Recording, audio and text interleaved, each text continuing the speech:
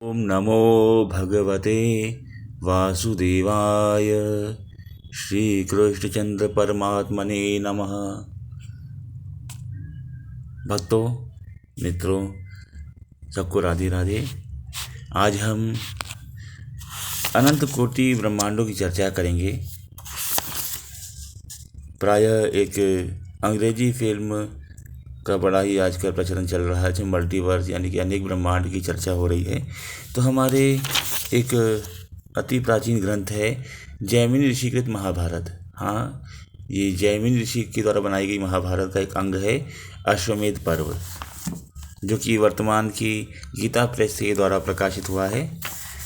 वेदव्यास ऋषि के दो शिष्य थे, वैशंपायन और जैमिनी।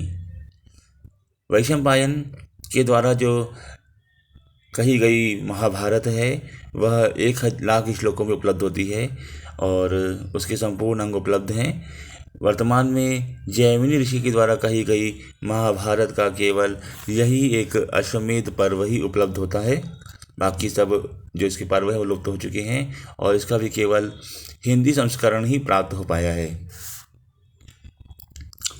इस जैमिनी कृत महाभारत के अश्वमेध के 59वें यानी कि 59th लेसन में अध्याय में मल्टीवर्स का यानी कि अनेक ब्रह्मांडों की चर्चा प्राप्त होती है।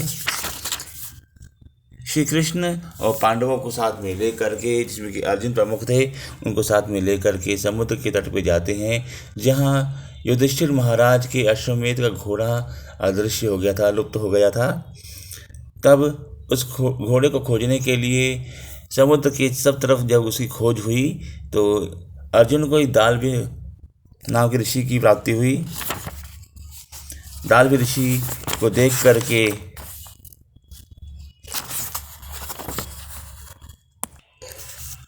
क्षमा करिएगा, ये 60वां अध्याय है, 60th लेसन महाभारत का, जिसमें अनेक मुख वाले ब्रह्माओं की कथा के साथ साथ अनेक ब्रह्मांड का वर्णन आता है। इसमें श्री कृष्ण अर्जुन को साथ में ले जा करके जब ऋषि बकदाल्व्य के आश्रम पे पहुंचते तो बकदाल्व्य ऋषि उनको श्री कृष्ण के बाल मुकुंद रूप का वर्णन सुनाते हैं और फिर अर्जुन को अनेकों ब्रह्माओं की चर्चा सुनाते हैं। एक समय जब अर्जुन उनसे पूछते हैं कि हे ऋषिगण, आप इतने वृद्ध हैं, फिर आपको अभिमान क्यों नहीं हुआ? आप निराभिमानी और निरपेक्ष की तरह कैसे रह लेते हैं? तब वे ऋषिगण कहते हैं कि मेरे सामने अनेकों लोमश, अनेकों इंद्र, अनेकों मार्कंडे, अनेकों ब्रह्मा मेरे सामने लुप्त हो गए।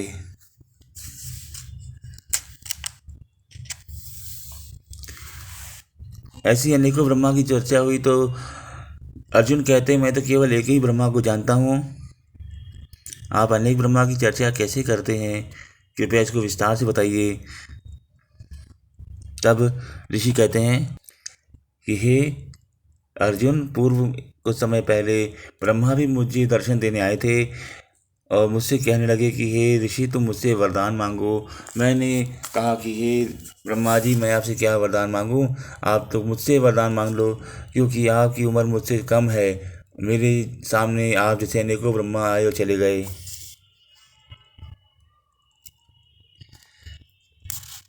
ऋषि को निष्प्रिय देख करके ब्रह्मा को क्रोध आया। ब्रह्मा उनके ऊपर दंड प्रहार करने वाले थे कि उस वक्त पे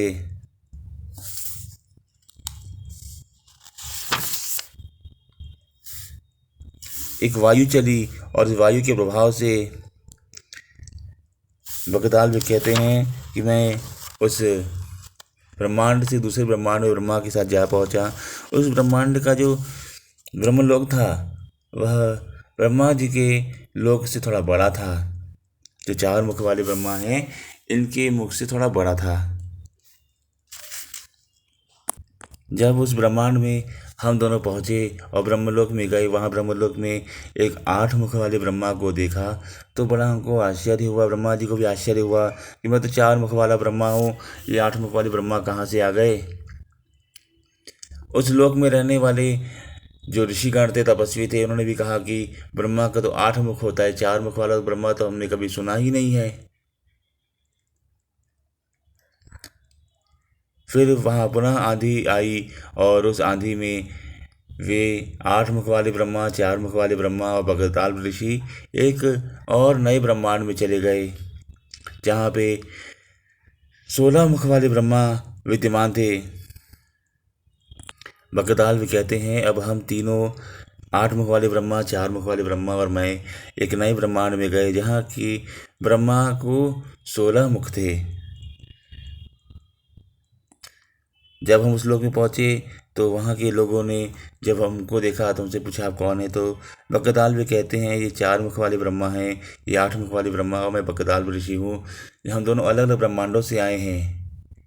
ये अलग ब्रह्मांड की ब्रह्मा हैं और ये 8 मुख वाले अलग ब्रह्मांड के ब्रह्मा हैं।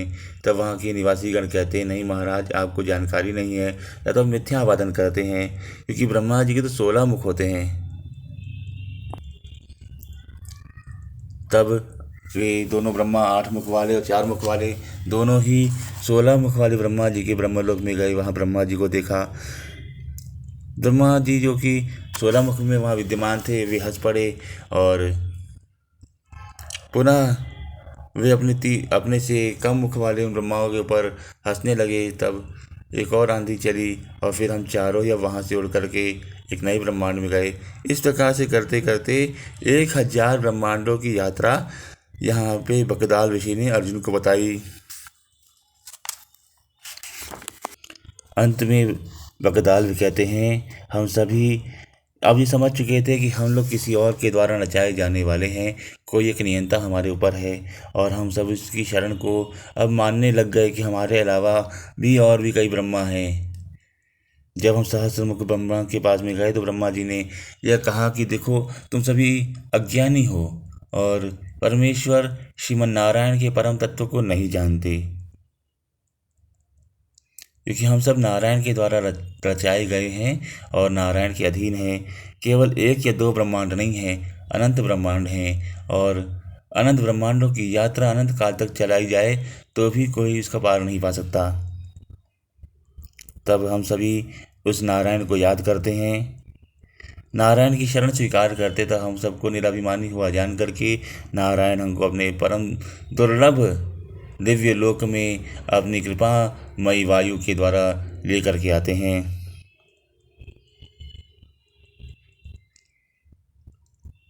बकदाल भी कहते हैं कि जब हम सभी ब्रह्मा जी के साथ में समस्त ब्रह्माओं के साथ में मैं जब विष्णु के उस परम धाम को गया तब वहाँ हम सबका भगवान ने बड़े ही प्रेम से स्वागत सत्कार किया।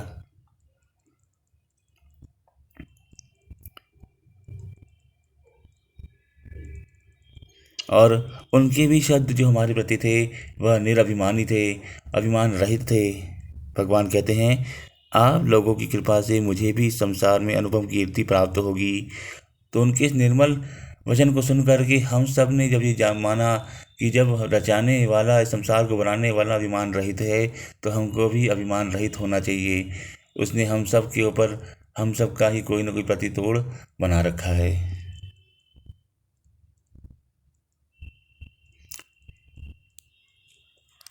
बकदाल भी कहते हैं तब से मैं उन समस्त ब्रह्माओं के साथ वापस हम सब जब अपने अपने ब्रह्मांड में वापस आए तो मैं इस स्थान पर आकर के श्रीमन नारायण के ध्यान में ही लीन रहता हूँ। आज वही नारायण आपके साथ में, वही बाल मुकुंद जिसका मैंने पूर्व काल में दर्शन किया था, वह कृष्ण के रूप में आपके बहाने मुझे दर्शन देने आए हैं। इस प्रकार से जैमिनीकृत महाभारत के अंदर अनेकों ब्रह्मांडों की यात्रा का वर्णन है। ओम नमो भगवते वासुदेवाय। उम्मीद करता हूँ आपको ये जानकारी अच्छी लगी होगी और इसी प्रकार की जानकारी के लिए आप हमारे चैनल को सब्सक्राइब करिए, शेयर करिए और लाइक करिए। इसी विषय में ब्रह्मांडों की चर्चा के ऊपर कल पुनः एक नया वीडियो हम ब्रह्म वैवर्त पुराण के अंतर्गत किस प्रकार से अनेकों ब्रह्मांडों की चर्चा है इस पर लेके आएंगे, इसकी मूल ग्रंथ के आधार पर होगा। ओम नमो भगवते वासुदेवाय।